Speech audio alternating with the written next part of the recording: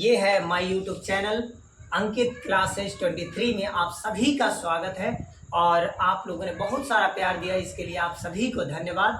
और हम लेकर आए हैं आज आपका दाम, जो पूरा जीरो से लेकर आपको हीरो तक बताएंगे।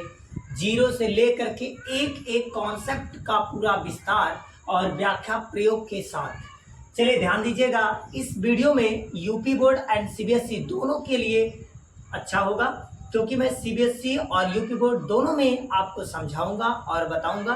तो आपको बेहिचक सिर्फ आपको समझना है, बाकी पेन कापी रख के केवल आप 20 मिनट समझिए, उसके बाद आपका पूरा डाउट जड़ से ही खत्म। चलिए आज देखते हैं। सबसे पहले है दाब। हम लोग जानते हैं कि दाब क्या है। दाब पर आज दुनिया चल रही है। दाब ना होती तो हम लोग शायद कोई भी कार्य कर नहीं पाते। आज हम लोग बड़े बड़े मकान, बड़े बड़े घर, बड़े बड़े झोपड़ियाँ, बड़ी बड़ी चीज़ों की, लकड़ियों की इमारतें कटिंग कर करके बना लेते हैं।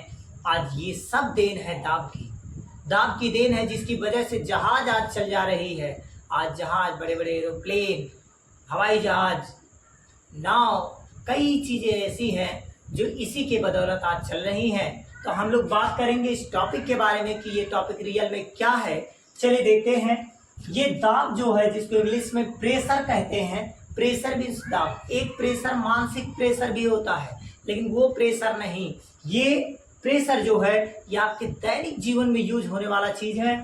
प्रेशर, इसको इंग्लिश में कहते हैं the pressure is defined as force per unit area. मतलब कि इसका तात्पर्य यह है कि एकांक क्षेत्रफल पर लगने वाले बल को ही दाब कहते हैं। अब इसका तात्पर्य क्या हुआ, चलिए हम अपने भाषा में समझते हैं। कि जैसे ये मार्कर है, इस मार्कर में दाब क्यों लगता है, आप सोचे होंगे। क्योंकि इसका अगला हिस्सा नुकीला है, और अगर पीछे वाला हिस्सा देखें तो ये मोटा है। क्यों? क्योंकि अगर मैं यहाँ से पकड़ता हूँ तो इस हिस्से पर दाब ज्यादा लगा पाऊंगा। लेकिन अगर मैं यही आगे का हिस्सा मोटा कर दिया होता, पीछे का हिस्सा पकड़ने वाला पतला हो गया होता, तो मैं शायद इस बोर्ड पर आसानी से लिख ना पाता। शायद वो मेरा पेन चलाने में मैं असमर्थ हो जाता। इसको चलाना कोई आसान बात नहीं होती। आज मैं इसको बोर्ड पर लिख लेता हूँ, तो ये किसकी देन है? प्रेशर की देन है, दाब की देन है। क्योंकि दाब में ये अगला हिस्सा नुकीला और पीछे का हिस्सा मोटा होता है, जिसकी वजह से हम इस पे अधिक से अधिक प्रेशर लगाकर इस बोर्ड पर चला सकते हैं। आप इसको देख रहे होंगे, ये भी आप जानते हैं क्या है, नाम अपनी देहाती भाषा में छीनी बोलते हैं ना इसको। आप देखे होंगे, इसका भी अगला हिस्सा अगर आप चेक करें, दिखा देते हैं आपको। देखिए, ये देखिए अगला हिस्सा नुकीला बनाया गया है, जबकि पिछला हिस्सा मोटा बनाया गया है। क्यों? इसका भी रीजन है दाब। अगर दाब ना होता तो शायद अगर पीछे का हिस्सा मोटा रहेगा तो आगे दाब ज्यादा लगेगा। क्यों? क्योंकि आप जानते हैं एक फार्मूला क्या हो जाता है। इसको अगर बात करें सिंबल में, तो इसका प्रेशर का पहला वर्ड P है, इसीलिए हम लोग इसको P से व्यक्त करते हैं। चाहे व्यक्त करते हैं या फिर लिखते हैं या फिर हम लोग प्रदर्शित करते हैं, सभी की चीज है। इंग्लिश में लिखना चाहते हैं तो आप लिख सकते हैं it is denoted by P। चाहे it is denoted by P, चाहे it is represented by P, दोनों एक ही चीज है। अब आप जानते हैं, अगर प्रेशर बढ़ाएंगे तो एरिया, जब डिक्रीज करेंगे तो प्रेशर इंक्रीज होगा।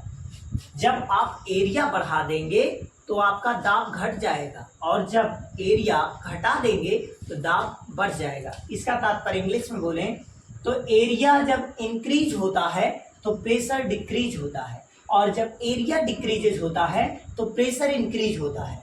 इसका तात्पर्य यह है कि अगर मैं इसको पतला किया हूं अगला हिस्सा, तो दाब ज्यादा लगेगा। थोड़ा सा इसको मोटा कर दूंगा तो और दाब कम लगेगा।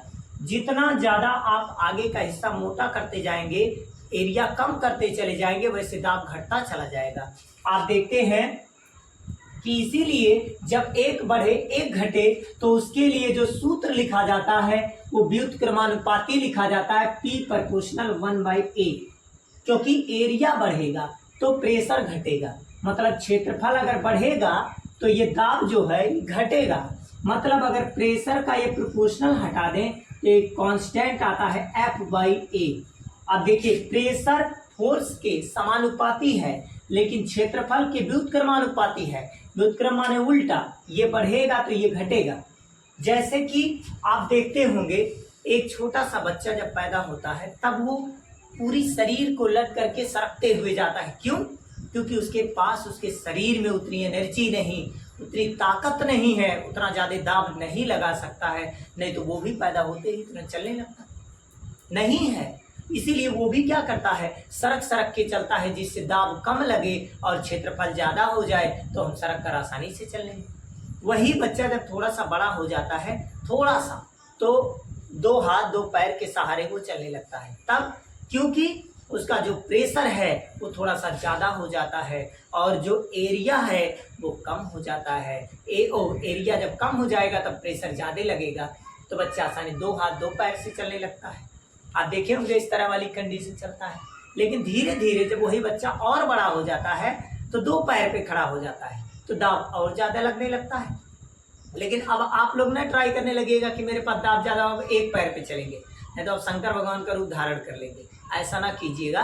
मतलब आप लोग के लिए बता रहे हैं कि जितना ज़्यादा आप एरिया बढ़ाएंगे दाब उतना ही कम लगेगा। ठीक है। जैसे आप देखे होंगे कि जो ट्रक के मालिक होते हैं वो क्या करते हैं, कंपनी को चलाने के लिए जब ट्रक जो रोड पर चलती हैं उनके रोड पर चलने की वजह से उनका टायर बहुत ज़्यादा पंचर हो जाता है, तो उसकी वजह से वो लोग अपने एक टायर के स्थान पे 2-2, 3-3 टायर एक जगह लगवा देते हैं। क्यों? वो जानते हैं इस बात को कि अगर मैं एक टायर के स्थान पे 2-3 टायर करवा दूंगा तो उसका एरिया बढ़ जाएगा, और अगर किसी टायर का एरिया बढ़ गया तो ट्रक पे अगर मैं लोड ज़्यादा भी दे दूंगा तो ट्रक पे लोड सह लेगा, मतलब पंचर होने से बचेगा। तो इसीलिए जो रोड पर आजकल ट्रकें चल रही हैं आप देखते हैं कि पंचर बहुत कम होता है। क्यों? अक्सर आप आज से 10 साल पहले 3-4 साल पहले के करीब ही देखिए आप, तो आप देखे होंगे कि ट्रक बहुत ज़्यादा पंचर होता था। पेड़ से कुछ टहनियाँ तोड़ तोड़ करके ट्रक के पीछे लगा करके लोग सड़कों पर पंचर बनाया करते थे, एक्सीडेंट ज़्यादा होता था। आप देखते होंगे अक्सर ऐसा होता था। लेकिन आज के समय में आप देखते बहुत कम केसेस आपको देखने को मिलेंगे कि जो आपको पेड़ की टहनियाँ लगा करके पंचर बनाते मिले। सड़कों पर शायद वही 1-2 कंपनियां ऐसी होंगी जिसके पास अच्छे मैनेजर, अच्छे कार्यकर्ता नहीं होंगे, वही चाहे ऐसा कार्यकर्ता होगा, नहीं तो आज के लोग सभी लोग पढ़े लिखे हो गए। तो ये बात जानते हैं कि अगर मैं एरिया एक्सपेंड कर दूं, बढ़ा दूं, तो आपका दाब जो है ऑटोमेटिक कम हो जाएगा, और मैं ट्रक को जो एक बार में ले जाता हूँ 10 बार लेकर जाऊंगा तब जाके मुझे बदलवाना पड़ेगा, उसका दाम निकल जाए। आज कंपनियां बहुत बड़ी बड़ी सेलिंग कर ले रही हैं, यहाँ से गोरखपुर, दिल्ली, कानपुर, बनारस एक ही बार में कम खर्चे में ज़्यादा से ज़्यादा कार्य कर ले रही हैं। वो किसकी देन है? दाब की देन है। आज हम लोग ये किली आप देख रहे हैं ना, ये किली देखिए, इस किली में जो ये अगला हिस्सा देखिए, आगे का हिस्सा देखिए नुकीला है, ये देखिए पीछे का हिस्सा मोटा बनाया गया। क्यों मोटा बनाया गया? जानते हैं कि इस पर अगर मैं इससे दाब भी लगाऊं ना, इस पर अगर मैं किसी चीज से प्रहार करूं तो ये आसानी से दाब ज्यादा लगे। जैसे मैं इसी से अगर प्रहार करूं तो देखेंगे इस पे दाब ज्यादा लगेगा, और क्योंकि ये जो अगला हिस्सा है नुकीला है, क्षेत्रफल कम है, जल्दी से अंदर चला जाएगा। आप देखते हैं ये टांगे देख रहे हैं ना, इसको अपनी देहाती भाषा में टांगे बोलते हैं। ये क्या है? ये भी देखिए पीछे का हिस्सा मोटा बनाया गया है, अगला हिस्सा कैसा बनाया दिया गया है? नुकीला, जिससे मैं किसी चीज पर अगर प्रहार भी करूं ना तो वो जल्दी से अंदर चला जाए, मतलब ये घुस जाए, किसी चीज को कट कर दे। इसीलिए अगला हिस्सा कैसा बना दिया गया? नुकीला, ज्यादा से ज्यादा दाब लगा सके, लकड़ी को फाड़ने में और सब कार्य करने में आसानी हो। अब देखिए ये चक्कू देख लीजिए, अपने जो घरों में दैनिक जीवन में यूज होता है, इसी का देखिए पिछला हिस्सा मोटा कर दिया जाता है और आगे के हिस्सों में नुकीला कर दिया जाता है। अब ये क्या है? अब आप सोच रहे होंगे सर ये भी हत्था भी तो मोटा कर दिया गया है। हाँ, हत्थे का 2 रीजन है। एक तो आप जानते हैं ये विद्युत और उष्मा का सुचालक होता है, मेटल धातु है। आप जानते हैं कि लोहा अगर मैं एक तरफ गर्म करूं दूसरी तरफ ऑटोमेटिक हाथ गर्म हो जाएगा, छोड़ देंगे आप ऑटोमेटिक। लेकिन आपके पीछे यहाँ पर जो है इस चक्कू के पीछे हिस्से में लकड़ी लगा दिया जाए, जिससे आप जब पकड़ेंगे तो ये विद्युत का कुचालक है, क्योंकि सूखी लकड़ी है, इसमें इलेक्ट्रॉन नहीं पास हो रहा, इसी की वजह से इसमें करंट नहीं लगेगा, आप आसानी से कोई कार्य कर सकते हैं, हीट भी हो जाएगा, तभी कोई दिक्कत की बात नहीं। तो इसीलिए हत्था लगाया जाता है। और दूसरी बात यह है कि इससे दाब भी ज्यादा लगाया जाएगा। अगर इसको पकड़ के दाब लगाना हो तो हम उतना ज्यादा दाब नहीं लगा पाएंगे जितना इसको पकड़ के लगा लेंगे। इसीलिए अब किसी को प्रहार किया जाता तो ऐसे किया जाता है, ऐसे नहीं, क्योंकि जानते हैं कि इधर से दाब कम लगेगा, इधर से दाब ज्यादा लगेगा। वही हाल कील में देखिए, आप देख लीजिए, इसमें देख लीजिए, इसमें भी वही कंडीशन है कि ऐसे करेंगे तो ज्यादा लगे। अब यही हिस्सा ऐसे करके बांस में मारना हो तो क्या बांस का पट्टा बनेगा? कभी ना बनेगा। तो ये सब जो देख रहे हैं ये सब किसके उदाहरण है? दाब के। आज आप देखिए, दाब की देन की वजह से आज हम लोग जो भी चल रहे हैं ये किसकी देन है? ये हम लोग आज जितना भी कोई भी कार्य कर ले रहे हैं आज सब इन्हीं की देन है। ठीक है, तो हम लोग थोड़ा सा इन्हीं के बारे में और चर्चा करेंगे। चलिए ध्यान दीजिएगा, आप इसको नोट कर लीजिए इतना पॉइंट और आगे बढ़ते हैं। जैसे देखिए, दाब कितना फार्मूला हो गया आपका, यहाँ से नोट करते हैं, थोड़ा सा ध्यान दीजिएगा। आपका P = F/A बना तो इसका मात्रक क्या बनता होगा? अच्छा, फोर्स है, जो फोर्स का मात्रक, फोर्स बल है और बल का मात्रक न्यूटन होता है, तो न्यूटन। और ये जानते हैं ये है एरिया, ए से एरिया, एरिया मतलब क्षेत्रफल कितना ज्यादा है। जैसे इस बोर्ड का एरिया इतना है, हम कहें इस मार्कर जो है इसका एरिया इतना है, जिसमें लंबाई गुणे चौड़ाई, जिसमें लंबाई और चौड़ाई दोनों, वही तो एरिया है। हम कह दें इसका एरिया कितना, तो ये इतना हिस्सा है। हम जिसका भी एरिया पूछते हैं ये एरिया का मात्रक होता है, लंबाई गुणे चौड़ाई। और लंबाई का भी मात्रक मीटर, चौड़ाई का भी मीटर, क्योंकि लंबाई भी मीटर से नापेंगे और चौड़ाई भी, तो मीटर का मीटर में गुणा करेंगे, क्या आ जाएगा? मीटर स्क्वायर आ जाएगा। अब बहुत लोग ऐसे लिखते हैं, बहुत लोग इसी को ऐसे भी लिखते हैं, न्यूटन पर मीटर स्क्वायर, ये हो जाता है। अगर हम बात करें कि बीमा की डायमेंशन, तो बीमा कैसे बनाते हैं, बीमा मैंने एक वीडियो में एक्स्ट्रा केवल बीमा ही सिखाया, मात्रक और बीमा आप लोग देख सकते हैं। बीमा अगर नहीं आता कोई बात नहीं है, समस्या होगी कमेंट कीजिएगा, आपकी समस्याएं जरूर दूर की जाएगी। न्यूटन जो है, न्यूटन की बीमा होती है mL/T/-2 और अपान में मीटर को हम लोग L लिखते हैं, स्क्वायर लेगा स्क्वायर हो जाएगा। एक L से एक L कैंसिल, कट नहीं किया जाता लेकिन मैंने कट कर दिया बताने के लिए। M और L ऊपर जाएगा तो L इनवर्स हो जाएगा और T ऊपर है ही है -2, तो क्या बन गया बीमा? mL-1 T/-2। ठीक है, आप जानते होंगे एक मात्रक और भी होता है, मैं आपको बताऊं क्या होता है। दाब का मात्रक अगर मैकेनिक चीज में देखा जाए तो पास्कल भी होता है, उसको शॉर्टकट में लोग PA लिखते हैं। पास्कल भी अगर कोई पूछे किसका मात्रक है तो दाब का मात्रक है। किसका मात्रक है? दाब। आज हाइड्रोलिक ब्रेक बन गया है, पानी वाले जो बनाए जाते हैं वो भी ब्रेक बन गए हैं, किसकी देन से? इसी के देन से। उसमें यूनिट किसका यूज करते हैं? पास्कल का। 1 पास्कल, 2 पास्कल, 3 पास्कल। तो जब पास्कल का है तब भी समझिए प्रेशर की ही बात हो रही है, दाब की ही बात आपसे की जा रही है। तो हम लोग ये जानते हैं कि दाब रियल में क्या है, आज आपको पता चला। अब दाब भी कई प्रकार के होते हैं, दिखाते हैं आपको दाब क्या है। चलिए आगे ध्यान दीजिएगा, इसको नोट करते रहिएगा क्योंकि बोर्ड में जानते हैं जगह कम है। ठीक है, अगर हम बात करें इसकी बीमा हो गई, मात्रक हो गई।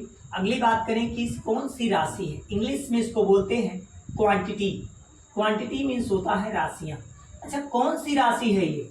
तो आप जानते हैं कि दाब के लिए कोई जरूरी थोड़ी ना है दिशा की जरूरत है कि पूरब मुंह करके मारिए तभी जाएगा, पश्चिम मुंह से करिए तभी जाएगा, ऐसा नहीं है। किसी भी डायरेक्शन से आप लगाइए। तो ये कौन सी राशियां होंगी? इसमें दिशा की जरूरत नहीं है, तो कौन सी राशियां बनेंगी?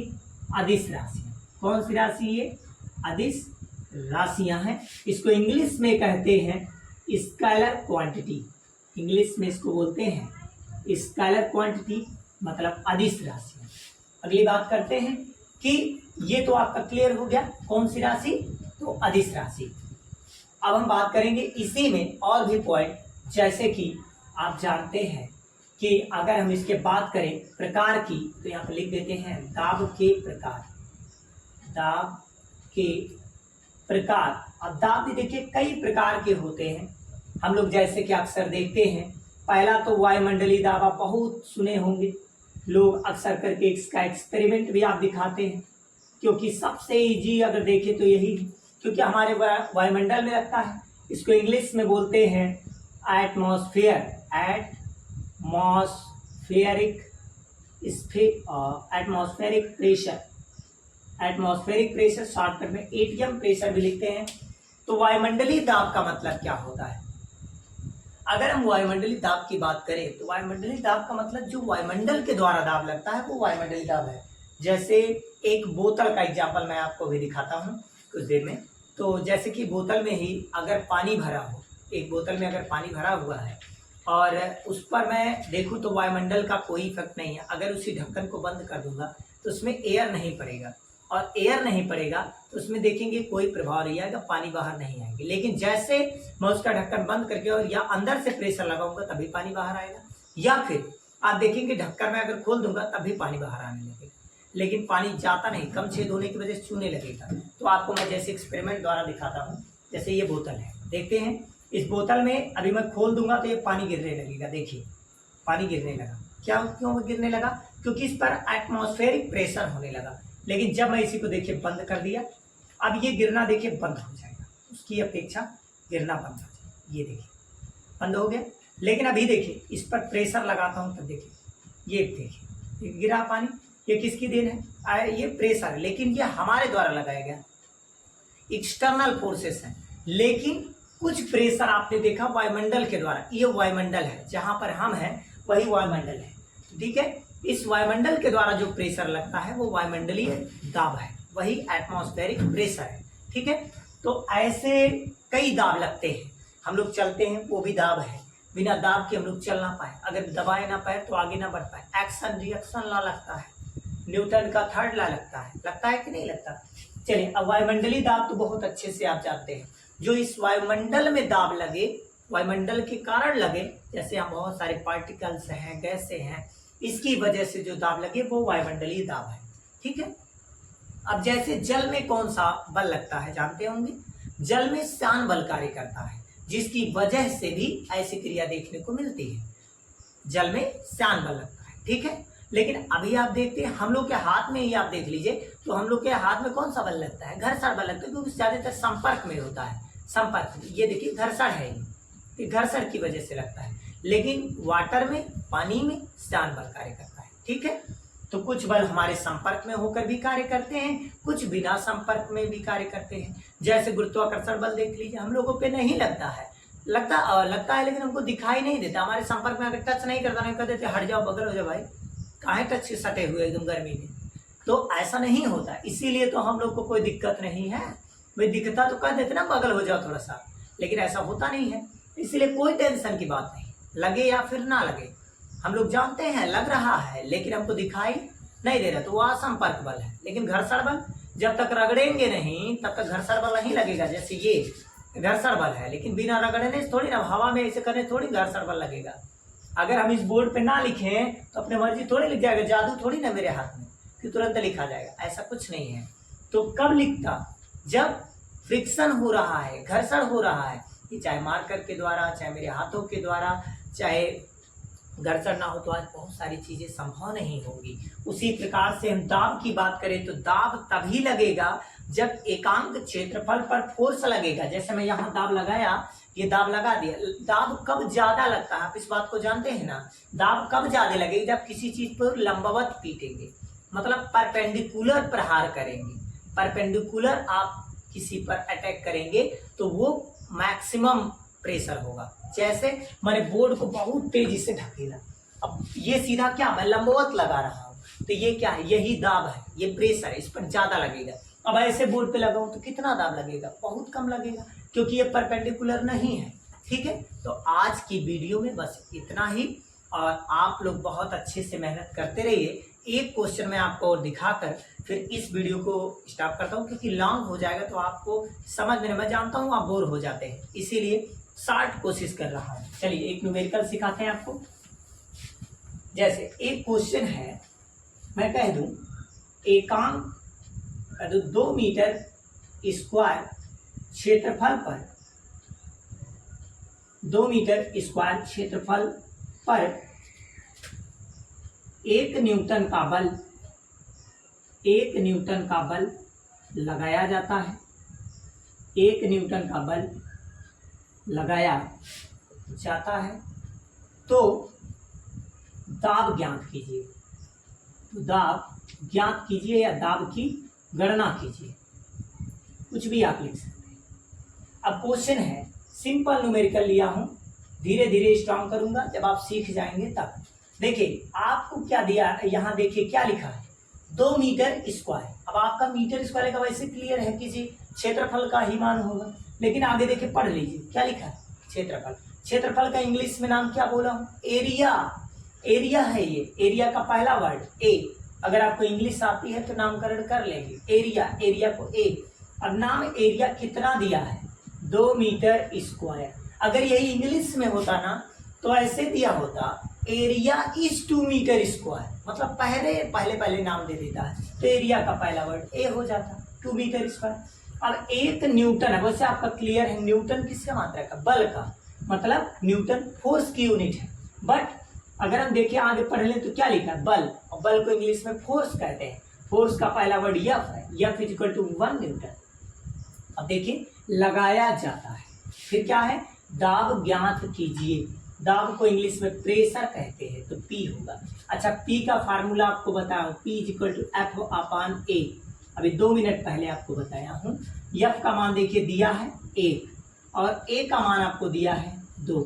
अब 1/2 कहो, चाहे आप इसको आधा कहो, आधा को 0.5 कहते हैं, ठीक है। तो दाब का मात्रक आप जानते ही हैं, चाहे न्यूटन पर मीटर स्क्वायर लगाइए या फिर आप पास्कल भी लगा सकते हैं। इतने के लिए आज मैं यहीं पर विराम करता हूं, क्योंकि वीडियो ज़्यादा लंबा होने पे आप लोग देखते नहीं हैं, इसीलिए बस यहीं पर विराम देता हूं। कल अगली वीडियो इसी समय पर आपको मिलती रहेगी और आप ढेर सारा प्यार इसी तरह बनाए रखिए। बस आज के लिए आप सभी का तहे दिल से स्वागत और धन्यवाद।